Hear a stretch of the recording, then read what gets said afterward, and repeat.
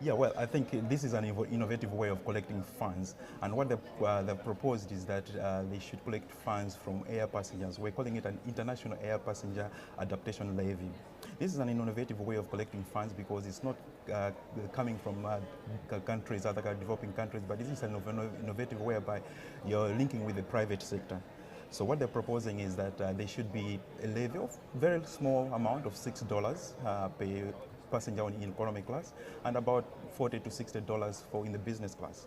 And this is envisaged to collect about $8 to $10 billion in a year, which could be substantial because as of now, with all these negotiations, there's still no money on the table available, enough money for climate change adaptation. And the estimates for climate change adaptation is about 100 billion US dollars per year. Well, that would be needed. So about $10 billion, that would be quite substantial money for adaptation for the least developed countries. I mean, have you approached the airlines? Have you spoken to the airlines about this possibility? And if so, how have they responded? Yeah, we did spoke to the airlines. As you'd expect, this is an increase in price, and I think the major concern is that if you increase price, and that would affect the demand, so people will fly less because the price has increased. And also another thing that was coming in, and it was coming in from the LDCs themselves, those countries that depend on tourism. They were saying, well, if you increase air passenger prices, it means that few people are going to travel, and means that if they depend on tourism, there'll be less tourists going to those countries. So this study was basically now to come up with the evidence on how much that effect could be, and indeed, if there is a damage or there is a loss to those countries, how can it be compensated? So we did select countries, 3 countries that depend heavily on tourism.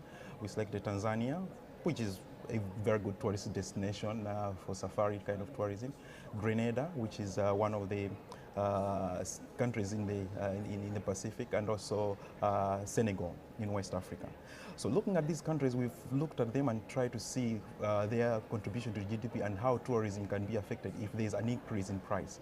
The increase is very, very marginal, and I think one thing that we also have to notice is that the airline industry is very inelastic. So giving all those things, the impact on tourism from this proposed duty levy is very, very minimal, and I think it's something that can be done without causing too much damage on the countries and even on the airlines themselves. I mean, air travel obviously is a contributing factor to climate change, although they would probably argue it's not one of the major contributing factors. So I suspect airlines and passengers would probably say, well, why us? Why should we be paying when we're not the major contributors, although they are obviously a contributor?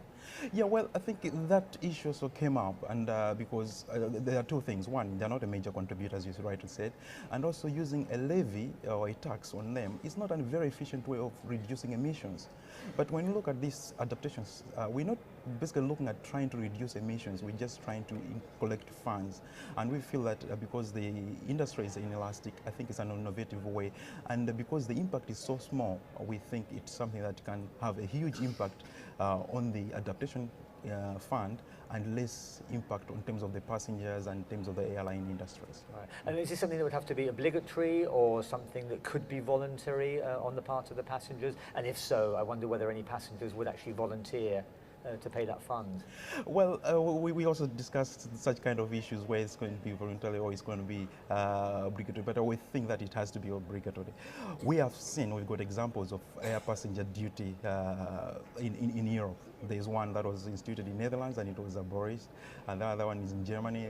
UK now has got air passenger duty. All these are really working. Of course, they've got impacts.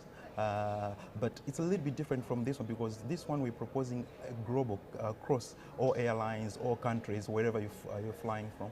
If you're flying across countries, then you have to pay. If it's an international flight, you have to pay for that duty. If you look at what happened in Europe, what is happening, for example, we'll give a good example of the Danish airline. They instituted that, but the problem is that it was only instituted in one country, and it was easier for people to travel from Denmark to Belgium to take their flights. So there were leakages that were introduced because it was only instituted, there was geographical boundaries. Whereas this one, there'll be no geographical boundary, it's across the board, and it may not have much impact. And again, another thing is on the amount of the levy is quite small. The UK now charges about £28 to close to £160 per ticket, we're proposing about $6, which is less than £4, to about maybe £40, which is quite small, and I think it may not have a significant, it's not going to have significant impact. And we've done some economic analysis and modeling, and we find that there is less impact on the air industry and also on tourism. I mean, if it is successful and it is applied, could it then be expanded, extended to include other modes of transport, again, which obviously contributes to climate change?